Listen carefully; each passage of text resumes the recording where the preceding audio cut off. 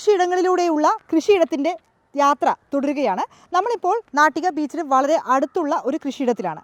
ഇത് നിത്യ കൃഷിക്കൂട്ടം അവരുടെ നേതൃത്വത്തിൽ നടത്തുന്ന ഒരു കൃഷിയിടമാണ്. ഇതിലെ പ്രധാനപ്പെട്ട ചുമതല വഹിക്കുന്നത് സതി ചക്രവാണി എന്ന ചേച്ചിയാണ്.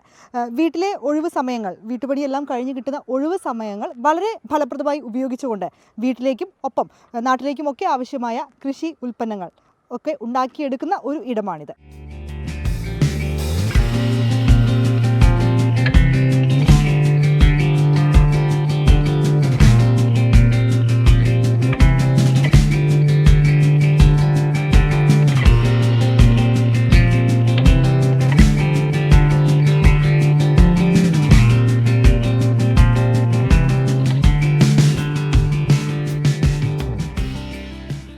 നാട്ടികയുടെ പല പ്രദേശങ്ങളിലും ഇതുപോലെ വളരെ മനോഹരമായ കൃഷിയിടങ്ങൾ കൂട്ടായ്മയുടെ ഒരു വിജയത്തിൻ്റെ ഫലമായി ഒരുങ്ങിയിട്ടുണ്ട്.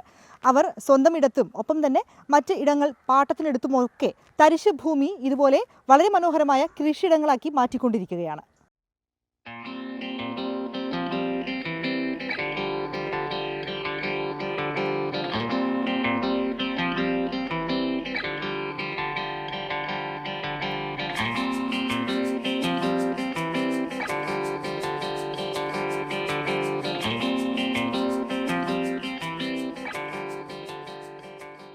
സതി ചക്രവാണി ചേച്ചിയുടെ നേതൃത്വത്തിൽ നടക്കുന്ന നിത്യ കൃഷിക്കൂട്ടം, അവിടുത്തെ കാഴ്ചകളാണ് നമ്മൾ കണ്ടുകൊണ്ടിരിക്കുന്നത്. ചേച്ചി നമസ്കാരം, ഇന്ത്യൻ വാർത്തയുടെ കൃഷിയിടത്തിലേക്ക് സ്വാഗതം. നമ്മൾ കുറേ കൃഷിയിടങ്ങൾ കണ്ടു, ചേച്ചിയുടെ കൃഷിയിടത്തിലെത്തി നിൽക്കുകയാണ് നാട്ടികയിലെ. ഇവിടുത്തെ ഒരു ഹൈലൈറ്റ് ഐറ്റംസ് എന്തൊക്കെയാണെന്ന് പറയോ? പച്ചക്കറി, മുളക്, വെണ്ട, വഴുതന, റാഗി. എനിക്ക് തോന്നുന്നു റാഗിയാണ് ഇവിടുത്തെ ഒരു ഹൈലൈറ്റ് അല്ലേ? പക്ഷേ തക്കാളി, ക്യാബേജും കോളിഫ്ലവർ. റാഗി വിളവെടുപ്പ് കഴിഞ്ഞു, ഇപ്പൊ തുടങ്ങിയിട്ട് അടുത്തത് നമ്മള് ഒരു പുല്ല് പോലെ അങ്ങനെ വളർന്നു നിൽക്കുന്നുണ്ട്. ഞാൻ വിചാരിച്ചത് പുല്ലാണ്, പക്ഷെ അത് റാഗിയുടെ തൈകളാണ്. ഇനി അത് പറിച്ചു നടും അല്ലെ? ഇപ്പൊ പറിച്ചിട്ടുണ്ട്, മഴക്കാലത്ത് ഉയരത്തിൽ വരുമ്പോ ഉയരം കുറവായിരിക്കും. അങ്ങനെ ഇവിടുത്തെ നിങ്ങൾക്ക് ഏറ്റവും കൂടുതൽ വിളവ് ലഭിക്കുന്നത് എന്താണ്? ഈ ഒരു മണ്ണിൽ മുളകാണ് കൂടുതൽ. ഈ പറമ്പിൽ എല്ലാം ഉണ്ടാവും നന്നായിട്ട്. വഴുതന, വെണ്ട ഒക്കെ ഉണ്ടാവും. എങ്ങനെയാണ് പരിപാലനമൊക്കെ? എങ്ങനെ ചേച്ചി ഒറ്റയ്ക്കാണോ അതോ?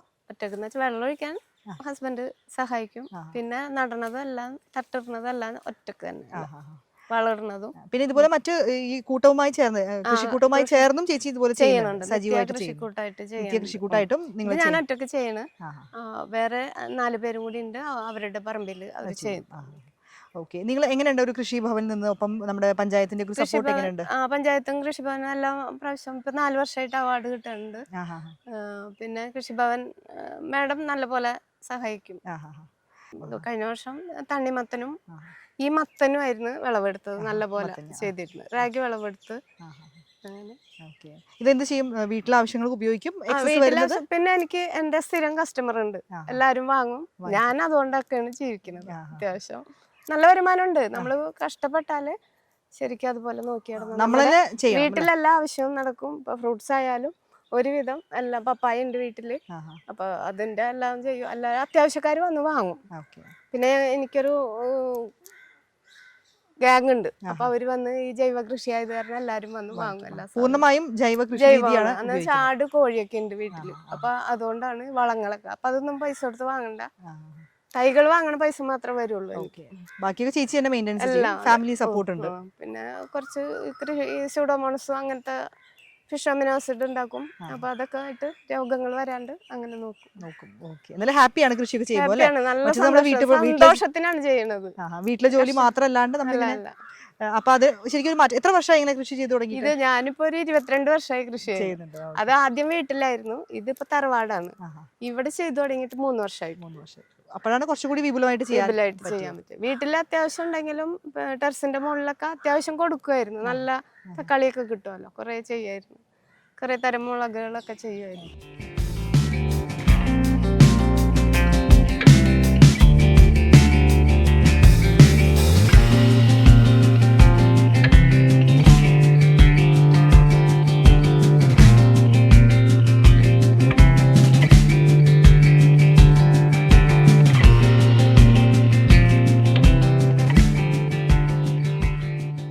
നമ്മൾ നിൽക്കുന്ന കൃഷിയിടത്തിന് 2 വീടപ്പുറം കടലാണ്. ആ ഒരു കടലിൻ്റെ ഇരമ്പൽ നമുക്കിവിടെ കേൾക്കാൻ സാധിക്കും. അത്തരത്തിൽ കടൽ പ്രദേശത്ത് ഇതുപോലെ മണ്ണിലും പൈനാപ്പിൾ വിളയിച്ചെടുക്കാം എന്നതിന് ഒരു ഉത്തമ മാതൃക കൂടിയാണ് ഈ ഒരു കൃഷിയിടം.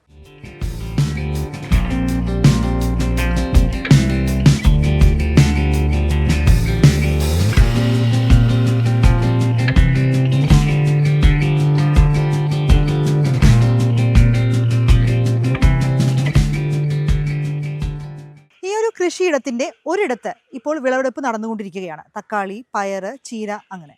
മറുവശത്ത് അടുത്ത ഘട്ടം വിളവെടുപ്പിന് തയ്യാറായിക്കൊണ്ടിരിക്കുന്ന പച്ചക്കറികൾ, പടവലങ്ങയൊക്കെ ഉണ്ടായി തുടങ്ങിയിരിക്കുന്നു. അങ്ങനെ വളരെ സിസ്റ്റമാറ്റിക്കായി തയ്യാറാക്കിയ മറ്റൊരു കൃഷിയിടമാണ് ഇന്ന് നമ്മൾ പരിചയപ്പെട്ടത്. ഇതുപോലെ വ്യത്യസ്തമായ കൃഷി കാഴ്ചകളുമായി വീണ്ടും കാണാം.